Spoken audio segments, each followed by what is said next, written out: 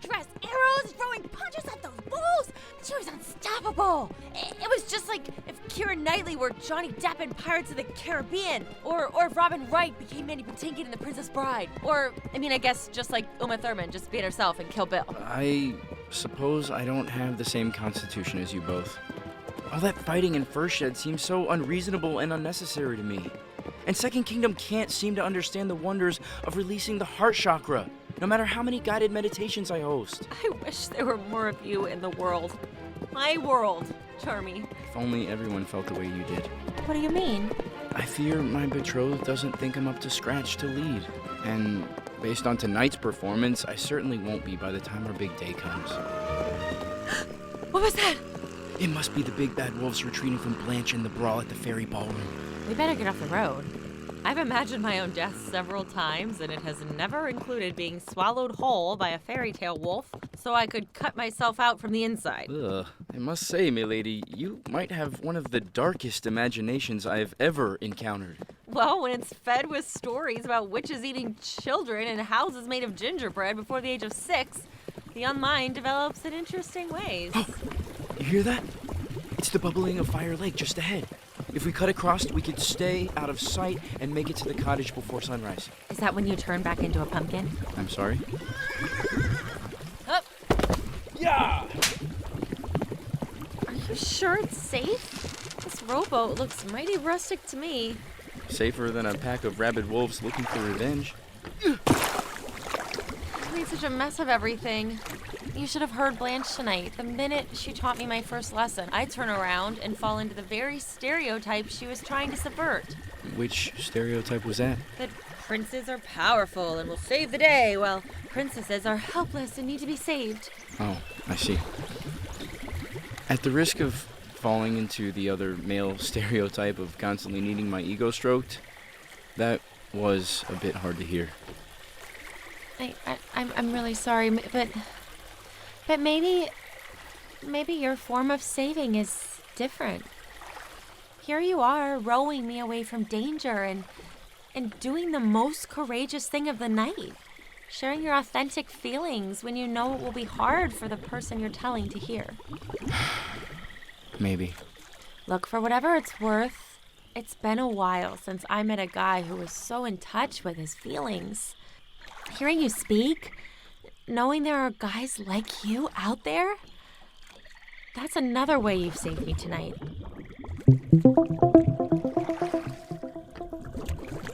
Thank you. But Blanche is right. I'm not a warrior. I've never even wanted to be one. It makes zero sense to me. When you raise children and they hit each other, you say, "Stop that. Use your words."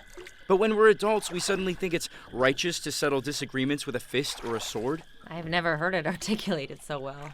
Well, you would have if you saw my one-man show in high school. It was called Namaste No to Violence. Oh, you did it. Yeah, I was the laughingstock of Charming Academy that year. Well, at least your family owns the school. Oh, because of the Charming? No, Charming is a common last name for a royal prince. Of course, like Smith or Jones. There's a monotony to being charming. I think we're all just desperate to feel safe. And how each of us feels safe is completely different. Like, for Blanche, that means conquering a ballroom full of growling mafioso canines. Okay.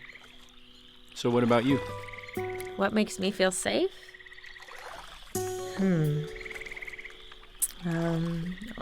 Honestly, control. I am a complete control freak. In fact, I think that's why I opened a bookstore. You opened a bookstore? Yeah, so? No, I've never met a lady who operated her own business before. And a bookstore. That must be why you're so interesting and intelligent and quick. Please stop. No, Lady Amelia, I apologize if I upset you, but I was trying to pay you a compliment. What's the matter? You don't want to know what's the matter with me. Trust me, the story does not pass the Bechdel test. Well, no offense to Lady Bechdel, but yes, I do. And not just because we have an entire lake to cross. Oh boy.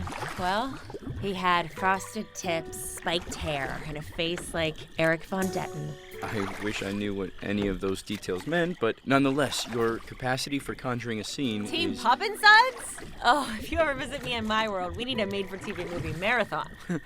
I would love to visit you in your world. Long story short, I fell in love with a boy, and the boy fell in love with my unconventionally beautiful best friend. Oof, that is painful, even in this world. But we do have potions for that. I couldn't change who I was with magic, Charmy. So I read every book I could find that led to a happy ending for its female protagonist. Kind to animals, beautiful singing voice, a tragic backstory, but without the complex PTSD that followed them into adulthood. And I got to work trying to transform myself into them. I knew how every story ended and what the characters did to get there. If I could do that, then I knew I would finally be the one who deserved to be loved. And then, something deeply tragic happened. Oh, I know. You were forced to battle your evil twin. Oh, no.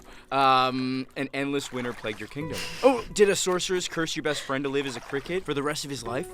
Worse. The narrative changed.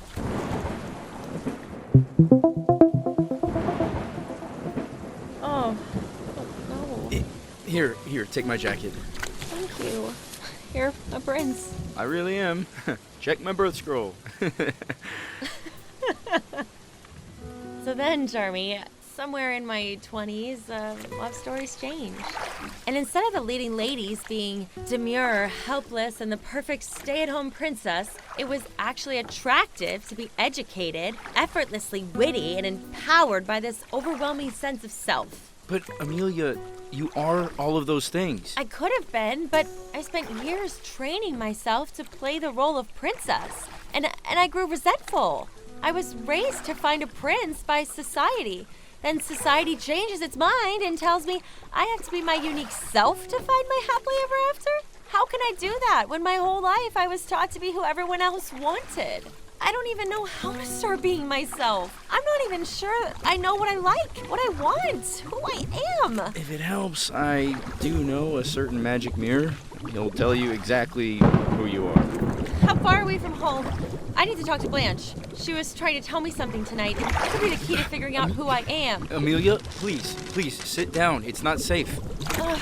Besides, do you hear yourself? You just proclaimed you need to find out who you are, and your solution is to ask Blanche? I heard Blanche belch publicly while wearing trousers. That girl is evolved. That lady is putting the needs of her kingdom above her own happiness. What do you mean above her own happiness? She has you, and you're literally Prince Charming. Oh, you are brilliant, Amelia, and yet the subtext has evaded you? You're just angry she left during the song you wrote for her, and I know that sucked. I tried to stop her, but... Oh, you daft, beautiful woman. I wrote that song for you. Ugh! Did you just toss our oars away? I did. Are we anywhere near? Not even close. Can we dive in, swim ashore? It's called Fire Lake, Amelia. I just don't know. This is bad. This is so bad. Are we referring to the state of water, or the fact that I'm simply mad for my betrothed's new best friend, and I can't stop writing about her? Do you really think Blanche considers me her new best friend? Okay, I wrote this poem for you. Just listen. Lady Amelia, with hair that shines like gold, eyes as deep as the ocean, a face like the porcelain moon, a full moon in the sky, up so high in the sky. Okay, you know what? It's a work in progress. Just, Amelia, I love you, okay? I love you. You are my true love. That is what I'm trying to say, okay? Please say something.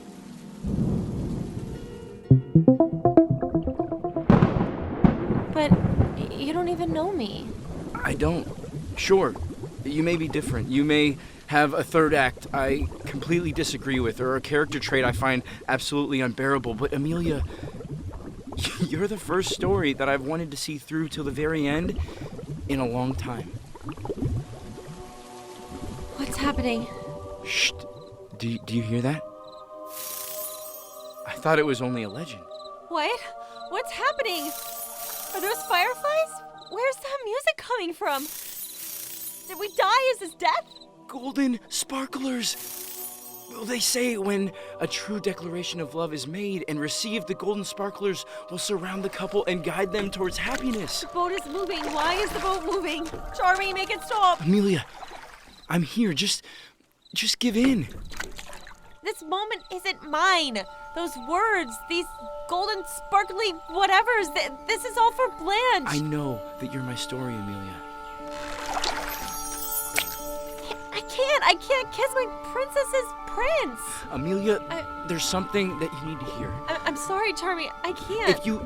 If you would just come back to the cottage with me and we can find Blanche and together we will explain everything. No, Charmy, I can't go back there. Amelia, I implore you. Goodbye, Prince Charming. What? Amelia, wait!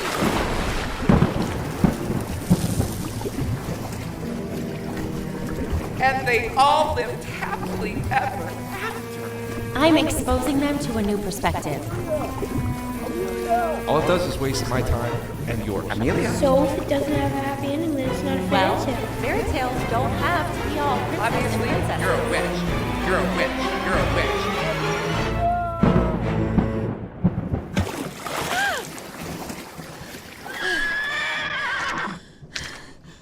Hey there, Polly.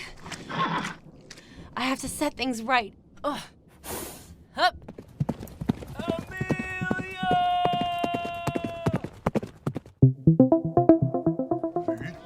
Come on, Polly. We've been searching the main streets of Second Kingdom for hours. What was she doing out of the kitchen? Somehow my hair is dry and frizzy, although my gown is still soaking wet. There has to be a bookstore around here somewhere. I know that's where I'll find my answers. Door with a quill. Nice find, girl. I'll take it.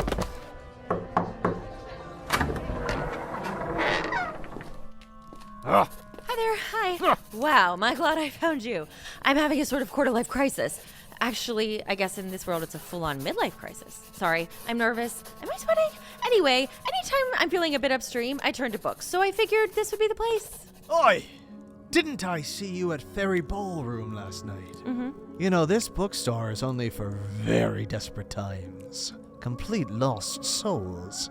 And my second job is to tend bars, so I know what I'm talking about. Hook? What are you doing here? Who is Hook? My name is Corky O'Taggern Three Sheets McCoy. I transcribe these texts myself. It's a pretty tough gig with one hand, but I get the job done. Our library is huge.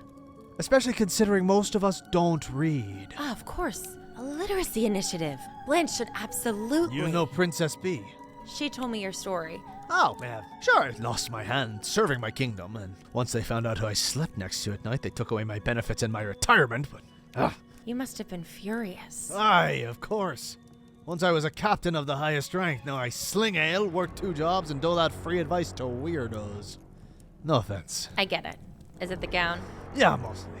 But look at that guy in the corner over there, browsing our creative ways to punish female children section. Has 12 daughters. Locks them in their room every night, and then each morning they come downstairs and their shoes are all worn down to the soles. Have him lock the windows and check for a trapdoor. Aye. Trust me. Or that lady over there in the gardening section. Her son has sold their last milk cow for beans. Total ripoff. The guy told him they were magic. You should tell her to invest in a high-quality axe pronto. Maybe you should have this job. I kind of already have this job. People are usually good at giving others advice when they have no idea how to help themselves. Listen, people are gonna do what people are gonna do. I try to remember that. Look, I don't think you're gonna find what you're looking for in any of these books here. But if you can keep a secret, a low profile, and a stiff drink down, I think I know the woman who can help you.